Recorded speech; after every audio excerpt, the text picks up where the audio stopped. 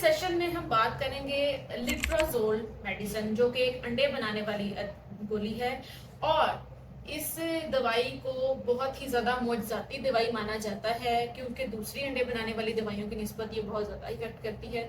आज हम बात करेंगे कि लिट्राजोल कौन सी खवातीन ले सकती हैं, लिट्राजोल किस डेज पे लेनी चाहिए, लिट्राजोल लेने के बाद आपका फर्टिलिटी पीरियड कौन सा होता है और कौन सा आइडियल टाइम होता है जिस पे आपको अपने हस्बैंड से मिलना है और फर्टिलिटी के चांसेस जो है वो मैक्सिमम होते हैं। और हम बात करेंगे कि लिट्राजोल के साइड इफेक्ट्स क्या है, इससे क्या क्या नुकसानात हो सकते हैं और अगर वो नुकसानात हो तो आप क्या करेंगी। और एंड पे हम डिस्कस करेंगे कि क्या लिट्राजोल पीसीओएस के जो पेशेंट्स हैं उनके लिए फायदेमंद है या नहीं, पीसीओएस के जो पेशेंट्स हैं उनमें फर्टिलिटी करने के लिए कौन सी मेडिसिन लेनी चाहिए। आइए हम इसको डिटेल में डिस्कस करते हैं। अब लिट्राजोल एक ऐसी मेडिकेशन है जो शुरू में औरतों में कैंसर के ट्रीटमेंट के लिए इस्तेमाल की जाती थी और ये अंडे बनाने के लिए बिल्कुल भी इस्तेमाल नहीं की जाती थी। लेकिन वक्त के साथ साथ ये ऑब्जर्व किया गया कि जिनमें लिट्राजोल यूज की जाती है उनमें अंडे बनाने की सलाहियत जो है वो अच्छी हो रही है। तो कुछ लोग फिर इसको देने लग गए, फिर कुछ रिसर्च ऐसी आई जिसमें रोका गया कि इसको बिल्कुल ना दिया जाए। बहरहाल रिसर्च के बाद और बहुत ज़्यादा इन्वेस्टिगेशंस के बाद फिर ये फाइनल किया गया कि लिट्राजोल को फर्टिलिटी के ट्रीटमेंट के लिए इस्तेमाल किया जा सकता है, यानी कि लिट्राजोल को हम बेऔलादी या बांझपन के इलाज के लिए इस्तेमाल किया कर सकते हैं। और दूसरी अद्वियात जिस तरह हम क्लोमिफिन यूज करते हैं, क्लोमिफिन की निस्बत लिट्राजोल का जो इफेक्ट है वो ज्यादा अच्छा देखा गया। अब इसको हम किस तरह से इस्तेमाल कर सकते हैं, मैं आपको इस वीडियो में गाइड तो कर रही हूँ लेकिन मैं आपकी डॉक्टर नहीं हूँ। लिट्राजोल को मैं आपको यही एडवाइस दूंगी कि हमेशा लिट्राजोल को आप डॉक्टर की एडवाइस से लें, क्योंकि जो भी डॉक्टर ये आपको तजवीज़ करेगा वो ये देखेगा कि आया कि आप लिट्राजोल लेने के काबिल हैं या नहीं, आया कि इससे आपको फ़ायदा होगा या नुकसान होगा, और लिट्राजोल लेने के बाद आपको क्या नॉर्मली कंसीव करने की अटेम्प्ट करनी चाहिए या आपको असिस्टेड कंसेप्शन टेक्निक्स जिस तरह IUI या टेस्ट ट्यूब बेबीज या वो मेथड्स होते हैं वो यूज़ करने चाहिए। तो कोशिश करें कि आप खुद से ये मेडिसिन बिल्कुल ना इस्तेमाल करें। लिट्राजोल को आप माहवारी के तीसरे दिन से स्टार्ट कर सकते हैं, तीसरे दिन, चौथे दिन, पांचवें दिन, छठे दिन और सातवें दिन, ठीक है। और या फिर आप इसको माहवारी के 5वें दिन से लेके 8वें 9वें दिन तक इस्तेमाल कर सकते हैं। दोनों चीज़ों में आपका जो फर्टिलिटी पीरियड है या वो पीरियड जिसमें आपकी कंसीव करने के चांसेस ज़्यादा होते हैं या जिसमें आपका अंडा रिलीज होता है वो डिफरेंट है। अगर आपने लिट्राजोल तीसरे दिन से शुरू की है तो आप 11वें से लेकर 16वें दिन तक आप फिर जो वो मैक्सिमम टाइम है जिसमें आप कंसीव कर सकती हैं।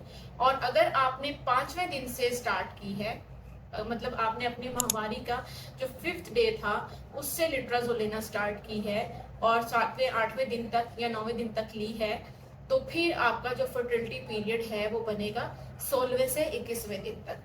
ये मैंने कैलकुलेट करके बता दिया क्योंकि अगर मैं इसको एक्सप्लेन करना चाहूँ तो इसमें फिर आपको बहुत ज़्यादा टाइम लग जाएगा, क्योंकि फर्टिलिटी पीरियड पे मैं ऑलरेडी जो है काफ़ी ज़्यादा एक्सप्लेनेशन दे चुकी हूँ।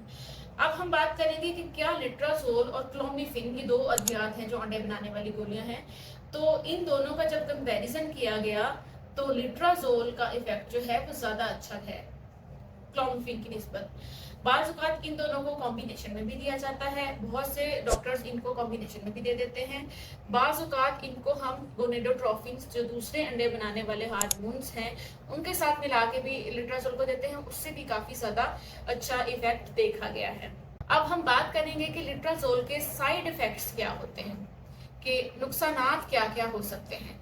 सबसे पहले क्या हो सकता है जो, लेकिन ये नुकसानात हर फीमेल में नहीं होते, बहुत रेयर होते हैं, लेकिन अगर ये नुकसानात हों तो आपको इसलिए पता होना चाहिए कि आपने परेशान नहीं होना, और अगर ये ज़्यादा हो रहे हैं तो आप अपने डॉक्टर से उसके अकॉर्डिंगली रिजू कर सकते हैं।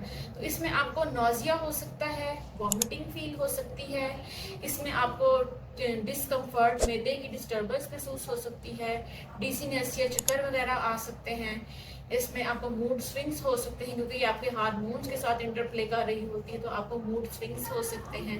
हॉट फ्लशिस या नाइट फ्लशिस जिनको हम कहते हैं कि रात में पसीने आ रहे होते हैं या ठंडे पसीने आ रहे होते हैं, स्वेटिंग ज़्यादा हो रही होती है, घबराहट हो सकती है, इसमें आपको पेट के निचले हिस्से में दर्द हो सकता है। तो अगर इस तरह की कोई भी अलामात हैं तो आप परेशान ना हो, उसके अकॉर्डिंगली अपने डॉक्टर से रिजू करें और उसके अकॉर्डिंगली उसका उसका इलाज ले लें। अब हम बात करेंगे कि लिट्राजोल के लॉन्ग टर्म नुकसान क्या हो सकते हैं, जो कि मैं ऑलरेडी बता चुकी हूँ कि अंडे बनाने वाली अद्वियात को कभी भी आप बगैर प्रिस्क्रिप्शन के, बगैर किसी तशखीस के ना लें।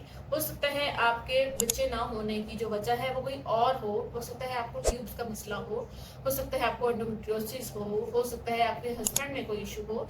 तो आप डायरेक्टली खुद से कि आपके बच्चे नहीं हो रहे, आपने एक वीडियो क्लिक की और उसके बाद आपने लिट्राजोल लेना स्टार्ट कर दी, this is very very wrong.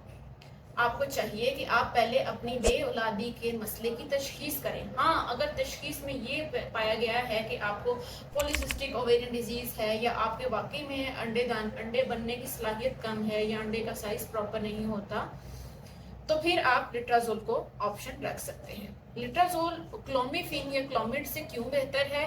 क्योंकि ये साथ के साथ आपकी जो बच्चेदानी है उसकी दीवारों को भी बच्चे को कंसीव करने के लिए प्रिपेयर करती है यहाँ। और इसकी निस्बत क्लोमिफिन जो है वो बच्चेदानी की दीवारों को ज़रा बारीक कर देती है, तो उस तरह हमारे ठहरने के चांसेस जो है थोड़े से कम है। लास्ट में हम डिस्कस करेंगे कि लिट्राजोल के क्या क्या फ़ायदे हैं, और पॉलीसिस्टिक ओवेरियन डिजीज़ में इसका बहुत ज़्यादा फ़ायदा देखा गया है। पॉलीसिस्टिक ओवेरियन डिजीज़ की पेशेंट्स जब लिट्राजोल यूज़ करती हैं तो उनमें अच्छे इफ़ेक्ट्स देखे गए हैं। उसके अलावा जिन ख़वातीन को कैंसर होता है उनमें भी लिट्राजोल से क्या होता है कि उनकी ओवरीज जो है वो डिज़र्व की जाती हैं। उसके अलावा लिट्राजोल से एग्स बनाकर आपका जो IVF, IUI या टेस्ट ट्यूब बेबीज़ के लिए जो आपके अंडे रिजर्व किए जाते हैं, तो इस टैबलेट से अंडे बनाकर फिर उनको निकाल कर फ्रीज कर लिया जाता है या सेव कर लिया जाता है। और एंडोमेट्रियोसिस के पेशेंट्स में भी लिट्राजोल इस्तेमाल की जाती है। तो इसके साथ ही हमारा आज का सेशन कंप्लीट होता है। एंड फिर कहती चलूँ कि लिट्राजोल को हमेशा डॉक्टर की तजवीज़ से लें, खुद से इस्तेमाल ना करें। और मज़ीद मालूमात के लिए आप कमेंट बॉक्स में कमेंट कर सकते हैं। अल्लाह हाफ़िज़।